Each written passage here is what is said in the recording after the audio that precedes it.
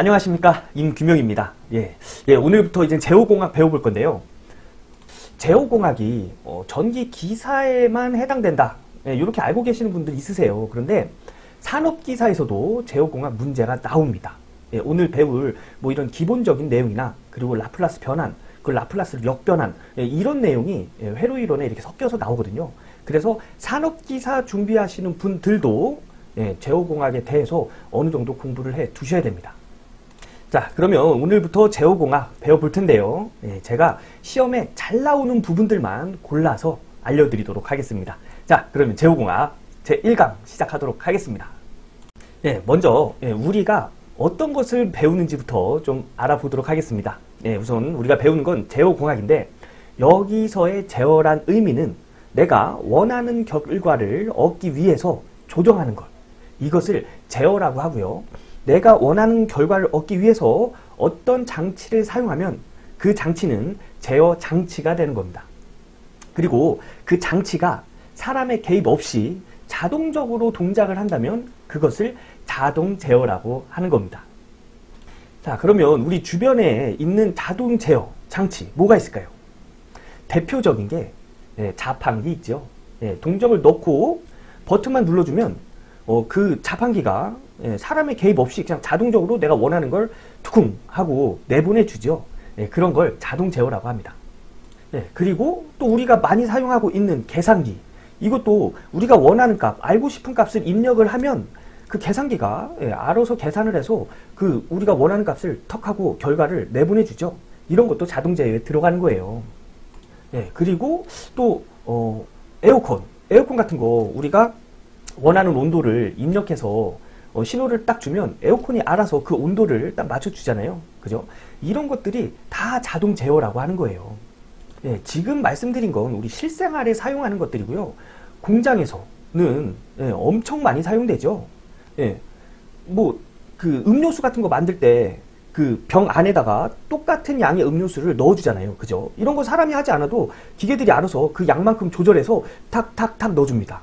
뭐 그런 것들 등등 우리 주변에 자동 제어 아닌 걸 찾아보기가 참 힘들어요. 그래서 전기를 배운다면 자동 제어 쪽도 어느 정도 좀 알아야 인정을 받을 수 있습니다. 하지만 우리는 지금 자격증을 취득하기 위해서 공부하는 거죠. 그래서 우선은 자격증 먼저 취득하고 나서 자동 제어 부분 더 알고 싶은 거는 그때 가서 공부하길 권장드리겠습니다. 자, 그러면 시험에 잘 나오는 것들 공부해 봐야겠죠. 우선 자동 제어에서는 페루프 제어계와 게루프 제어계가 있습니다. 이 페루프 제어계는 우리가 배우는 내용이 페루프 제어계고요. 게루프 제어계는 뭐냐면 제가 처음에 설명드렸던 그런 자판기 같은 거, 버튼만 누르면 그 목표 값에 상관없이 그냥 일정한 동작으로 해서 출력을 탁 내보내고 동작이 끝나는 그런 것을 게루프 제어계라고 하고요. 우리가 배우는 건 페루프 제어계를 배우게 됩니다. 우선 페루프 제어계를 설명을 드리면 요 화면에 보고 계신 것이 페루프 제어계 구성도입니다. 이거 굉장히 중요한 거니까 이거는 암기하고 계셔야 됩니다. 요 시험에 잘 나와요. 요걸 암기를 해 두시고요. 요 구성도를 설명을 드리면 우선 에어컨 가지고 제가 에어컨에 비유해서 설명을 좀 드리도록 하겠습니다. 자, 우선 현재 온도가 방 온도가 28도고요. 이 방 온도를 24도까지 낮추고 싶어요. 그래서 리모컨에다가 24도를 입력하고요. 에어컨에다가 띡 하고 보내줬습니다. 에어컨은 그 신호를 받아서 기계들만의 언어로 바꿔줘요. 즉, 그 신호를 주파수로 변환하게 됩니다. 그것을 기준 입력 요소에서 이렇게 바꿔주게 되는데요. 뭘로 바꿔준다고요? 주파수로 바꿔주는 거예요. 그래서 이 에어컨 안에 있는 장치들은 이 주파수로 인해서 동작을 합니다. 즉 에어컨이기 때문에 안에 뭐 센서가 있겠죠. 그리고 돌아가는 팬이 있을 겁니다. 그리고 실외기에 컴프레셔 같은 것도 있을 거예요.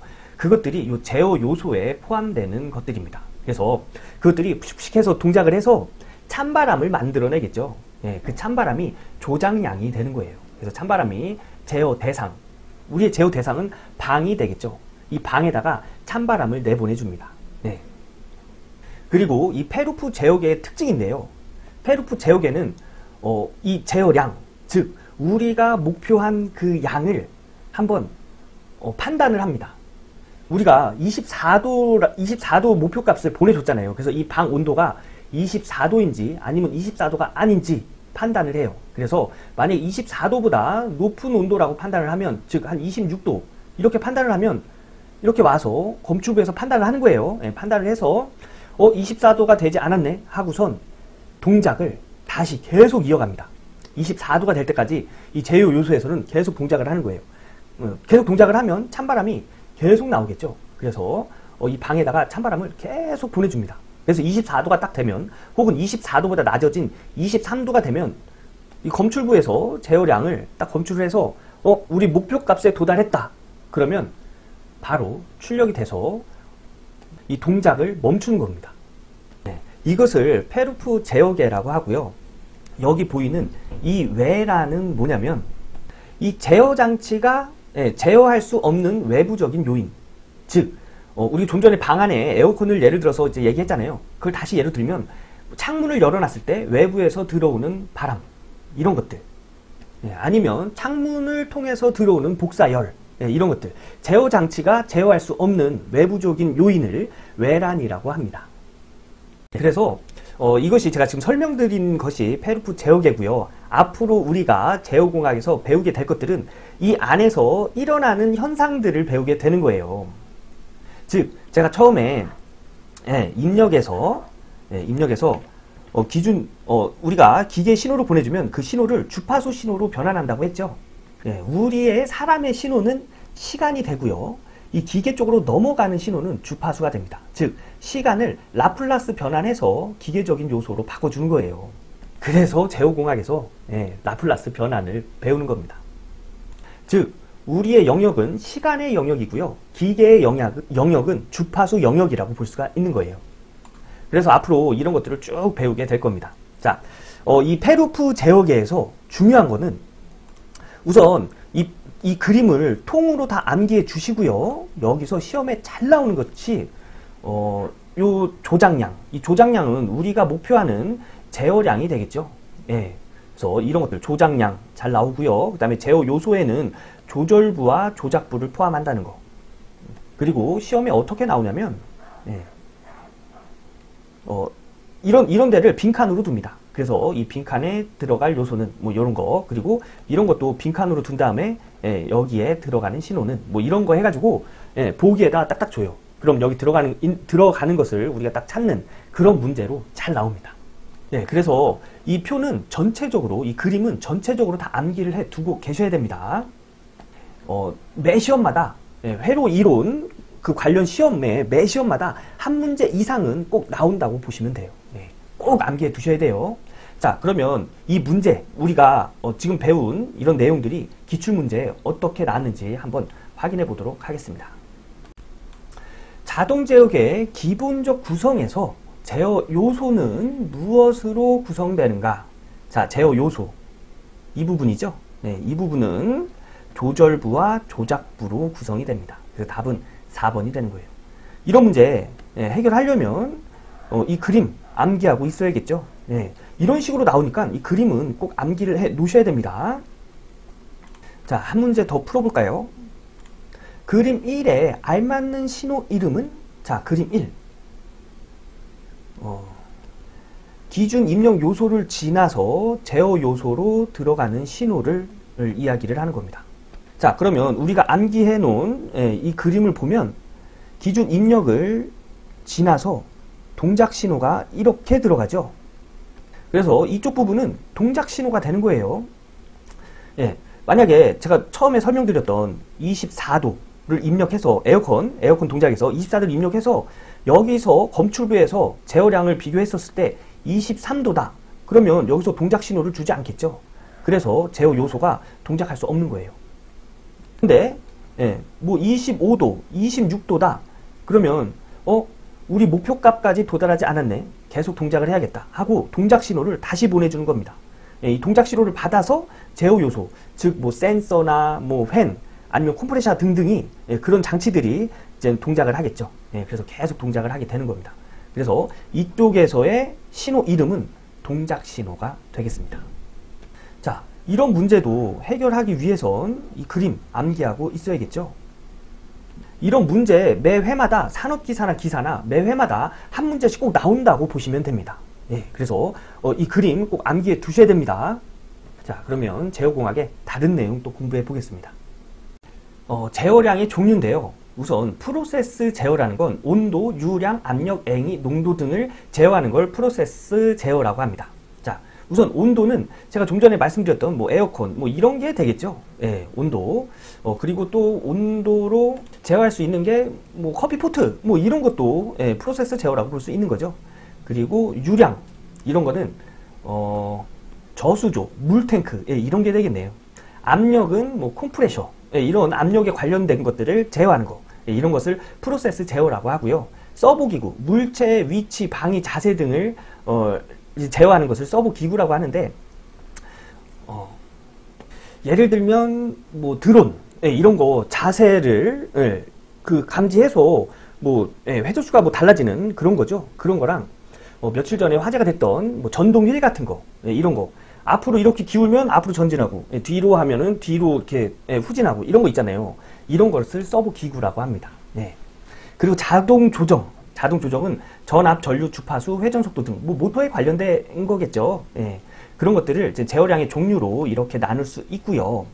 예, 이건 제어량의 종류예요. 그리고 출력의 성질에 의한 분류가 있는데 정치 제어는 뭐냐면 목표치가 정해져 있는 걸 정치 제어라고 합니다. 자, 봐요. 프로세스 제어는 온도, 우리가 커피포트 아까 전에 얘기했었을 때 우리가 뭐 80도 맞춰놓으면 딱 목표치가 정해져 있는 거죠. 그래서 80도까지 딱 끓으면 딱 예, 멈추는 예, 그런 것을 정치 제어라고 하고요. 자동 조정도 마찬가지입니다. 우리가 뭐 전류량을 정해놓거나 전압의 크기를 정해놓고 아니면 회전 속도를 정해놓으면 그 속도까지만 그 속도로만 이렇게 회전을 하고 그 전류량 이상으로 뭐 넘어가면 차단을 하고 이런 거 우리 목표값을 딱 정해주는 거잖아요. 그죠? 예, 그런 것을 정치 제어라고 하고요. 목표치를 정해줬다 해서 정치 제어입니다.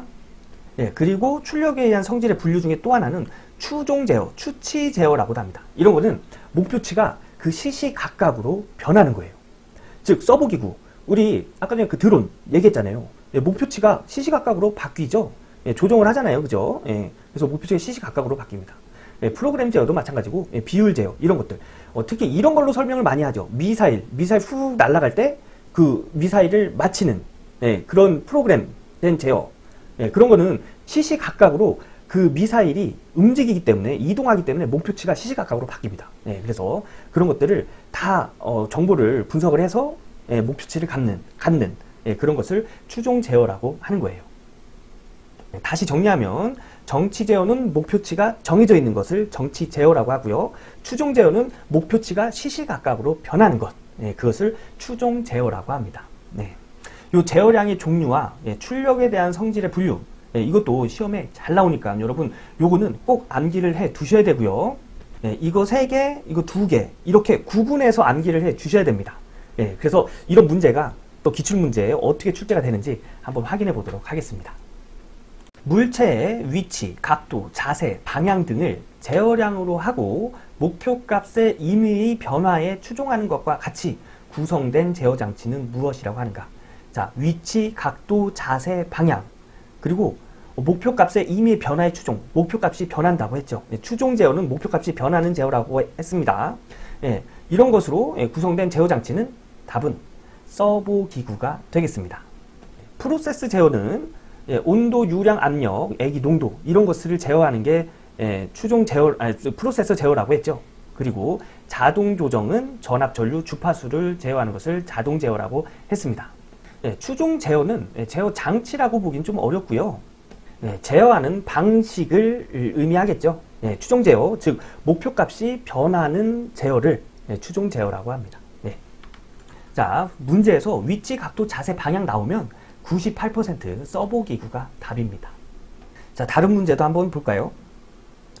자, 제어량을 어떤 일정한 목표값으로 유지하는 것을 목적으로 하는 제어법은?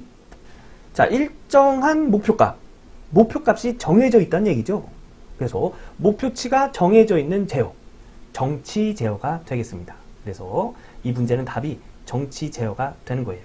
자, 그리고 자동 제어의 분류에서 제어량의 종류에 의한 분류가 아닌 것은 제어량의 종류에 의한 분류가 아닌 것. 자, 추치 제어 이런 것은 여기 이 문제에서 보시는 거와 같이 제어법에 속하는 거죠. 제어 방법에 속하는 거예요. 목표치가 정해져 있냐, 정해지지 않았냐.